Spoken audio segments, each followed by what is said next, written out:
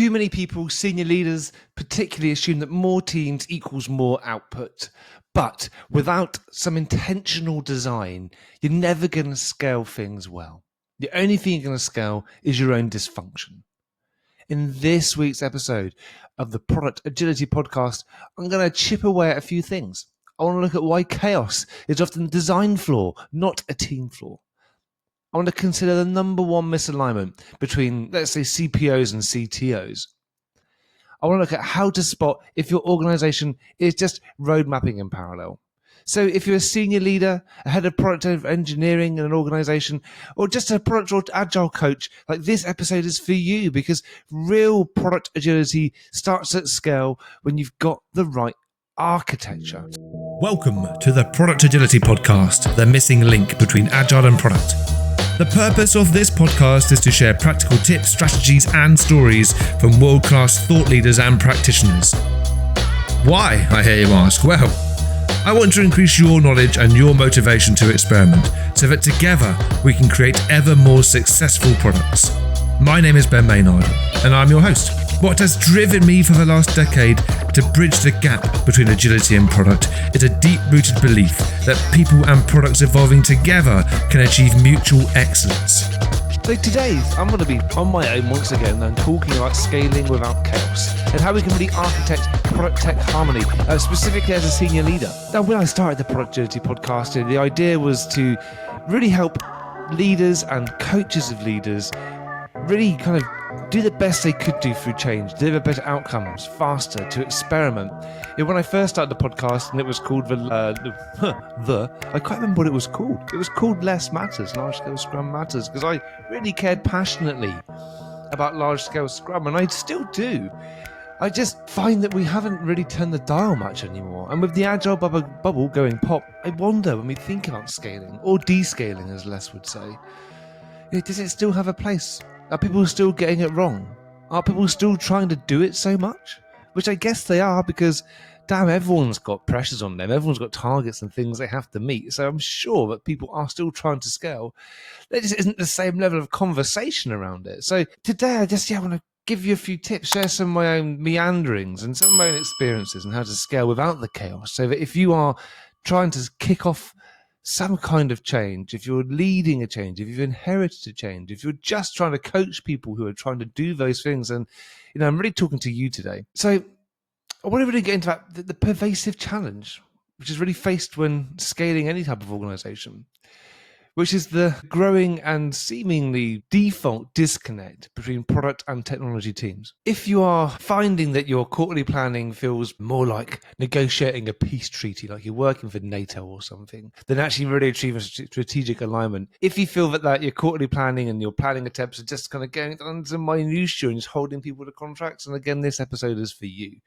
So today we will learn why chaos is inherently designed into scaling an organization. We're going to feel the early signs of strategic misalignment and practical strategies for achieving that true product tech harmony without a complete restructure. So make yourself comfy, and I'm going to get stuck into the first part, which is chaos by design, which I just love that idea. So here's a really uncomfortable truth.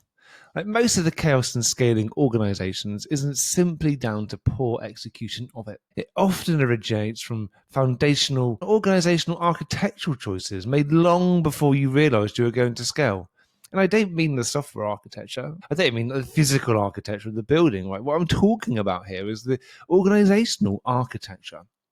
Your org structure, the way that you've put the pieces together, is how you're going to make decisions, is how those operating rhythms and rituals are in place. And as we grow, when organizations tend to scale the headcount and output faster than the clarity. So what do I mean by that? We scale all the pieces, we scale all the teams, we scale all the output, we try to make everything bigger, we try to get everything working together in some kind of rhythm. But what we're not doing is scaling clarity for the change, clarity for the product that we're creating. And inherent within those architectures is the chaos of no clarity that makes a difference, let's say. No clarity about the product and the customers we're trying to serve. So before we know it, engineers are building features that are just getting shelved. Shelved because they didn't hit the mark, or just shelved because no one bloody uses them. Product managers are just swamped with endless alignment meetings. Tech debt is slowly ballooning. You don't really notice it, but before you know it, every estimate that comes out is off by an order of magnitude. And this begins to impact everything we do downstream. And at this point, cracks begin to appear. Product and engineering escalate the most simple of decisions to get rectified, to get made. Roadmaps will drift. They cease to become roadmaps and start to become contracts. Product are chasing the outcomes, whereas engineering are just struggling under the tech demands. It doesn't make any sense. When we think about product and tech harmony, product will always tell you, make an impact, strive for those outcomes, don't worry about the output. Let engineering figure out the output, let engineering do the delivery part. But engineering are just struggling under all the demands. And we're dealing with a technical debt, dealing with people from many different parts of the organization, all asking for things. And as a consequence, delivery stalls as leaders debate the priorities rather than finding out just simple ways to ship value. And often leaders respond by sadly introducing new process, new meetings, new rituals, new roles, tighter reviews, more process, which just adds insult to injury. It does nothing to improve productivity. But processes alone mask the symptom. It rarely ever cures them. So what is the organizational architecture design gap here? Well, if we approach it differently, think of your organization as a complex system, not just software. So to scale effectively, your organizational structure and communication patterns need intentional design. This is Conway's law in action. The products you build mirror your organizational communication structures. If anyone's ever seen that picture of the number of team members and lines and all the different communication channels, or people who are familiar with Dunbar's number, Dunbar's law, these things have become omnipresent because we know that the communication becomes painful. In actual fact, the diagram, which has all the lines connecting it, I believe is called Brooks' Law, which is by a guy called Fred Brooks. His book, The Mythical Man Month, if you haven't read it, is a must-have. I'd even recommend just pause this episode now, go to Amazon, find a Mythical Man Month and buy it. It's from the 1980s, but it's still so true to everything we're trying to do in products and tech today. So if your products and tech teams aren't aligned, your products won't be either. So here's an example. If you have platform teams reporting into tech leadership, you've got product squads chasing growth opportunities separately. Month after month, delivery volumes increases, but speed to market will stall. Why? Because you scale delivery capability and capacity without scaling alignment. We have increased the number of teams that are putting out stuff, but we haven't aligned everybody. We've got product teams operating under product, striving for the outcomes. We've got the tech teams the platform teams under tech, trying to scale the platform. And we have an unintentional, perhaps, misalignment. The whole idea was fast decisions, reduce conflict, and really improve time to value. The fix wasn't more people. It's better organizational clarity. It's aligning all the teams around what really matters, and that's more than just shared rituals. So if we've got separate tech and product teams, what we don't want to do is have them being separate. We want conflict. We want the hard decision about what everyone should focus on. A platform team has multi-tier discovery. It is delivering for the internal teams, and then ultimately it's going to be impacting the end customers and users. So they should also have an insight into this. Separating out the platform and the product teams, whilst it makes sense on paper, there needs to be some clarity and alignment to what brings them together. So having them under separate leaders, for me, doesn't make much sense. So where do we senior leaders get stuck? Misalignment typically manifests in three ways. One, conflicting incentives. Your product officer is focusing on outcomes, growth and adoption. Your CTO is understandably focusing on stability and throughput. And without shared goals, competing incentives turn to trade-offs and turf wars. Prioritization, gridlock, ambiguity around ownership. Is an infrastructure investment, or is it a product or tech priority? Who owns scalability versus user-facing features? At the platform product disconnect, platform teams risk becoming bottlenecks or disappearing entirely from strategic discussions. And crucially, this misalignment isn't malicious. Everyone's acting in good faith. yet the system itself undermines collaborative success.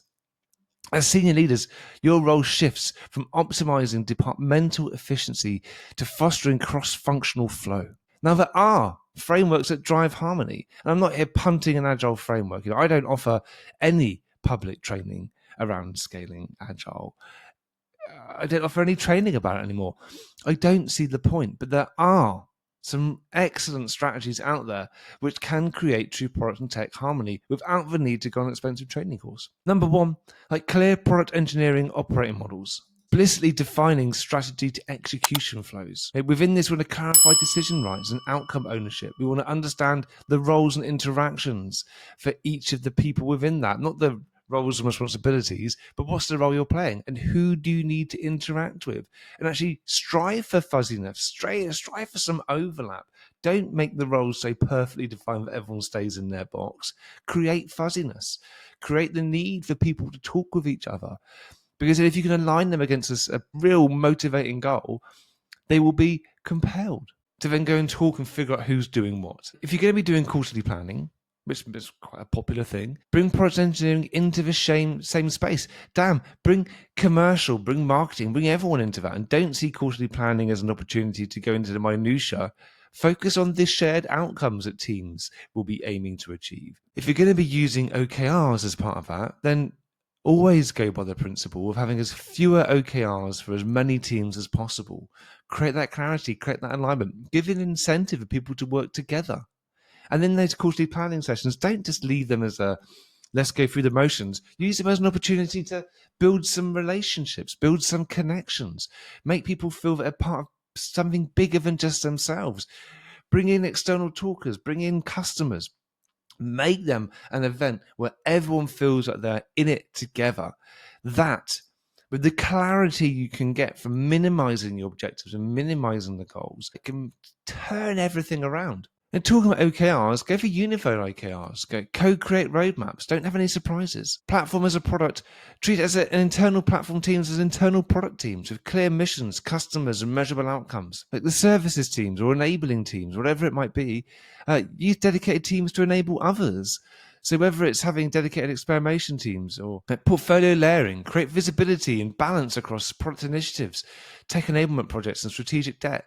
Remember, alignment enhances autonomy. It doesn't stifle it. It's the perfect bedfellow to really untapping a lot of the potential and great ideas that people have got. Lack of clarity, however, does stifle everything. So remember, alignment enhances autonomy. It doesn't kill it. Now, there are some classic signs of scaling into chaos. So before we wrap up, I want to give you some red flags that indicate organizational misalignment.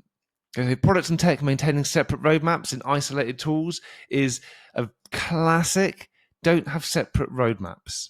Change your operating model, change the way things are working. So actually you can architect the organization to say, if we're going to come up with a shared roadmap, what needs to change? How do we change our organizational architecture?